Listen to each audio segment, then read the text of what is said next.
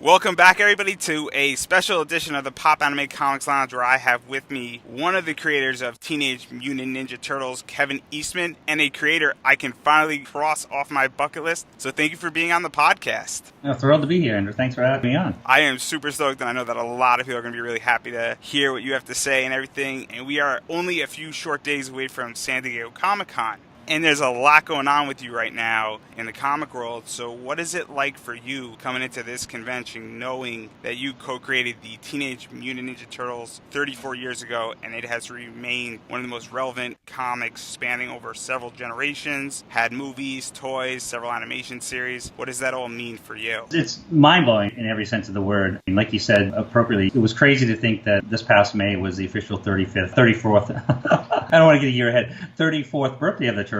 Peter and I launched the first comic at a very small comic convention in Portsmouth, New Hampshire, May 5th in 1984, so we call that the official birthday. So the fact that we've made it, the Turtles are 34 years old, that we've been drawing and doing Turtle comic books. The Turtles have been in the public eye in pop culture for 34 years is beyond mind-blowing for anyone, especially me. And it's one of those things that I always flip it back on the fans, because I wouldn't be here, I wouldn't have the greatest job I have, I still wouldn't be getting up every day drawing and writing and doing Turtle comic books without their support. And I so dearly appreciate the great life they've given me. I fulfilled a dream. You know, when I was a kid, I wanted to be Jack Kirby, and here I am. Never be as great as Jack Kirby, mind you, but my dream was to draw comic books and make a living drawing comic books and telling stories like Jack Kirby, and that's what I've been able to do thanks to my fans. You know, to keep blathering along, because I do that a lot, I talk so much, is here we are coming up. Our first Comic-Con was 1985. San Diego was quite a different city back then. I think that year it was at the Civic Auditorium, and they were hoping for, I think, 10,000 attendees. And having attended every Comic-Con since then, going into this year, I'm still as excited, still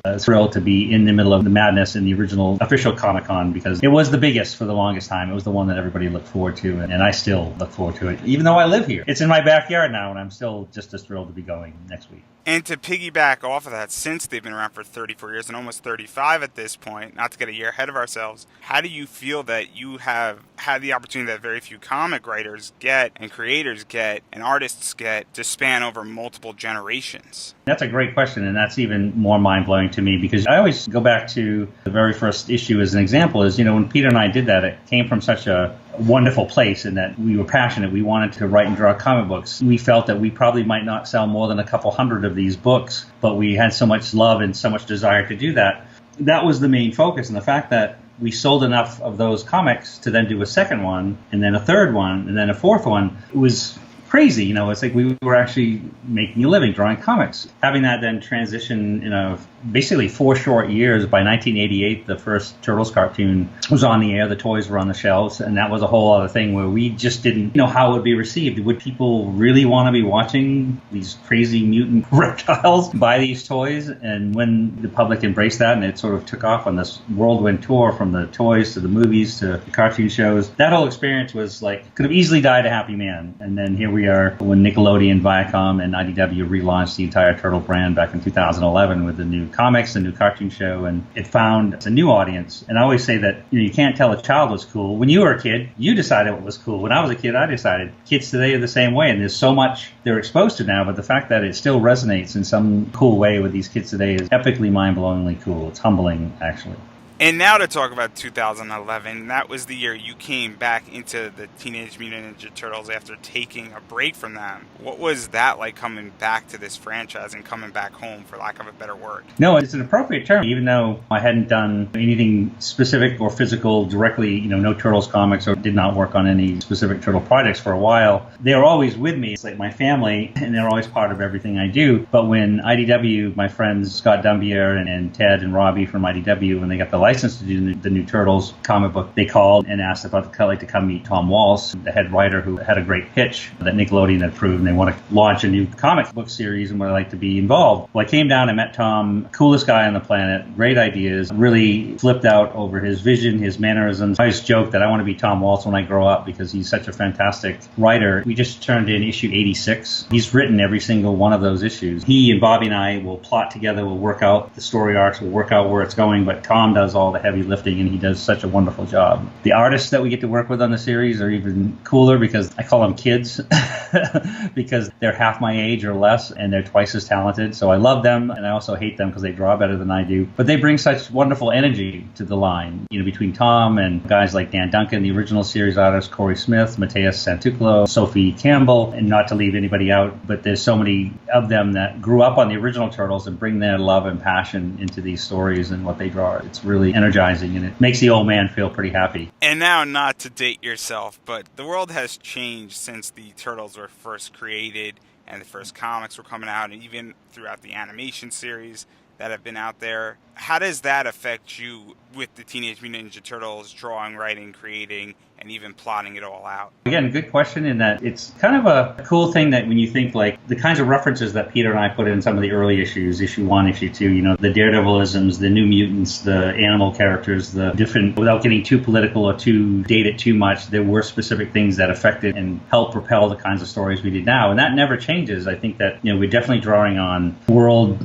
political, entertainment, ideas and concepts, how everything's continually evolved. That continues to inspire, that continues to direct or redirect your ideas and what you want to do with a story, what you can do with a story. I still go to the comic store a couple times a month reading titles. I went and saw Ant-Man with my wife and son yesterday. We're pop culture junkies, and I love everything that's going on with it. So that definitely plays a role in concept, because at the end of the day, we want to tell a great story. At the end of the day, we want to tell a story that we'd like to read. The great thing about the IDW team is that we don't think, hey, we should do this, we should do that because we think it's going to bring in more readers. We think more on what's going to make a good story. And if there is an opportunity to bring another character from one of the Turtles universes, the old animated show or some of the movies, and bring them into the Turtles universe, it has to be story-centric and story-first. We kind of write the books for ourselves, and we're thrilled all you fans out there come along with us for the ride because we're having a great time. And now to talk a little bit about San Diego Comic-Con, and the Turtles are going to be mixed in here a little bit, but San Diego Comic-Con is known for having exclusive variants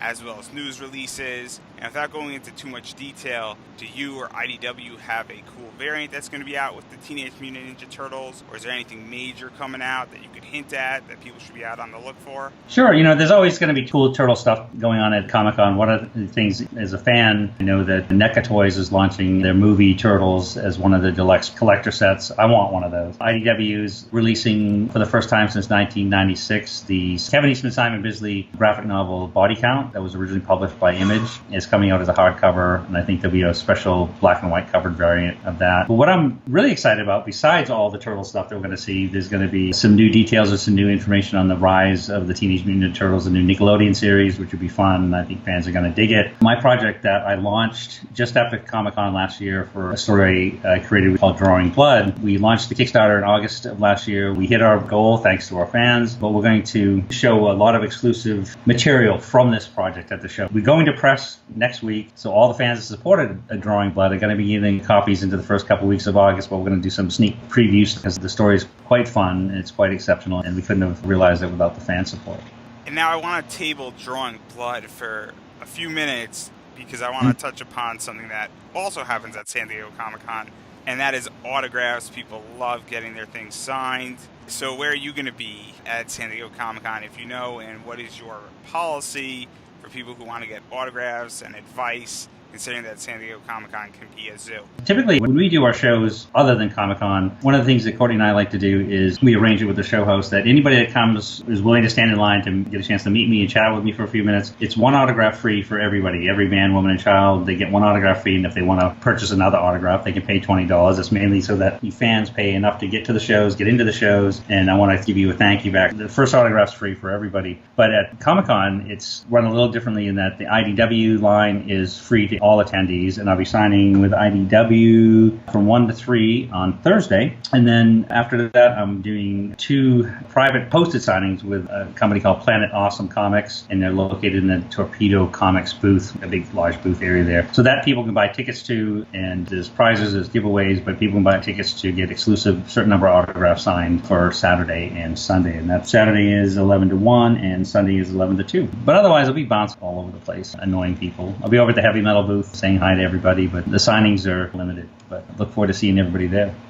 And now, this might not be happening at San Diego Comic-Con, so I don't want to give anybody hope, but you also are an artist and sometimes you do sketches. How does that work, and is that on the table for San Diego Comic-Con, or is that just off the table due to it being a zoo and a nightmare and hectic as hell? Well, it's a double-edged sword. It's a bit of a curse only in that I have so many fans waiting for autographs when I do conventions that in years past I used to be able to do sketches at the table, but it just takes too long. So I can usually get a chance to visit and talk and sign autographs for about 100 or so people an hour. But if you throw in sketches, then suddenly it's down to 30 or 40 or 50 people. And so I sort of feel like, look, I'd rather get a chance to meet with you, chat with you a few minutes, give you a free autograph, more if you want to pay for them. But we oftentimes will do sketches in advance. Like I'll do as a warm-up, I'll do a couple cover sketches or some convention sketches that are available for sale. But I always do a little remark. When I sign my autograph, I put a little tiny turtle head so everybody gets a little tiny drawing and a signature with their autograph anyway. So we cover both ends of it and make it fun for everybody. And now we have a hard deadline, but I do want to give one final question. You mentioned heavy metal, and you've worked on that, and you're very involved in that, and you have done so much more than Teenage Mutant Ninja Turtles. Drawing Blood is something. Obviously, there's going to be more coming out of San Diego Comic-Con with that. But where can people go to find out more about your work, find out more about you, follow you on social media, websites, purchase some of your comics? Please go to KevinEastmanStudios.com. It's our home fan site, website. It's free. You can pay to become a fan club member where you get special bonuses, special treats, discounts. But everybody can go to KevinEastmanStudios.com. You can find out where we are, where we're signing, new specials, anything we might have rare and exclusive, or things that you can't find if you can't travel to a show that we're doing. If maybe there's a convention special cover or maybe even a print that was done, we'll get a number of those. We'll have them available for sale on the website. So pretty much all things Kevin Eastman and Kevin Eastman Turtles and new projects. You can find everything you need to know at KevinEastmanStudios.com. And you can leave me a note, browse around, hang out, and it's a lot of fun stuff to see.